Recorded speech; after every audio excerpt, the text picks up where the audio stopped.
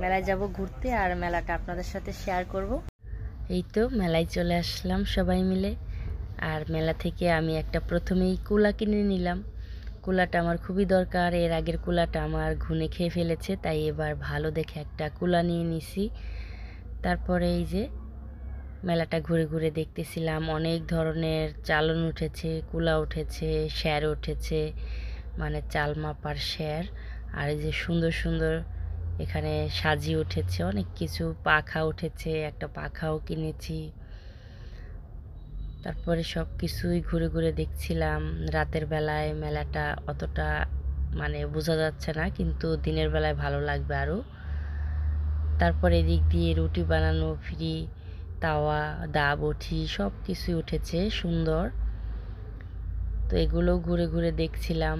আর মেলা থেকে আমি কখনো বটি কিনি না, কারণ ওগুলায় অত ধার থাকে না।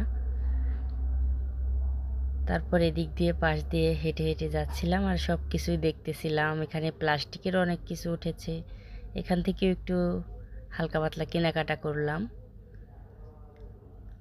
তারপরে এই যে আপনাদের দাদাও আসছে, আপনাদের দাদা আমরা সবাই মিলে মেলাটা ঘুরলাম রাতের বেলায়।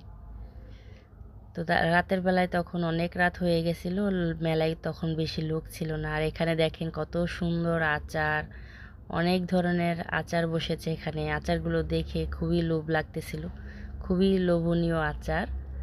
তো রাতের বেলায় আর আচারটা খাই নাই। তো যাই হোক, এখানে আবার কানের দুল, অনেক সুন্দর সুন্দর গহনা, ব্যাগ উঠেছে। তো এখান থেকে একটা ব্যাগও কিনে নিয়েছি আমরা, দুইটা ব্যাগ কিনেছি। তারপরে এই যে আরও পাশ দিয়ে ঘুরে ঘুরে দেখছিলাম। তো এখান থেকেও কিছু কেনাকাটা করলাম মেয়ের জন্য।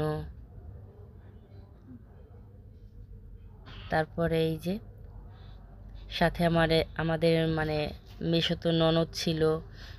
আর এটা হচ্ছে আমার মাসি শাশুড়ি, আমার শাশুড়ির ছোট বোন।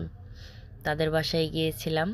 আরিচা বারুনির মেলা, এটা হচ্ছে আরিচা বারুনির যে সান হয়েছে ওই সানেরই একটা মেলা হয়। এটা 1 সপ্তাহর মতো থাকে। তো 2 দিন তো চলেই গেল। তারপরে এই যে মেলা দিয়ে সবাই সুন্দর ঘোরাঘুরি করে, এই যে পাশেই আবার সুন্দরই হচ্ছিল পোলাপানের আপনার খেলার অনেক কিছু ছিল বাচ্চাদের। তো অনেক রাত হয়ে গেছিল দেখে আর বাচ্চারা তখন উঠতে পারে নাই, অনেক রাত হয়ে গেছে, তখন বাজে মনে হয় 11টা রাত। আর মেলায় তখন অত লোকও ছিল না। তারপরে চিন্তা করলাম যে আজকে বাসায় চলে যাই, দিনের বেলা আর একদিন আসবো। তো বারুনির সানের মেলাটা কেমন লাগলো সবাই কমেন্ট করে বৌদিকে জানাবেন। আর সবাই ভালো থাকবেন, সুস্থ থাকবেন। Good night.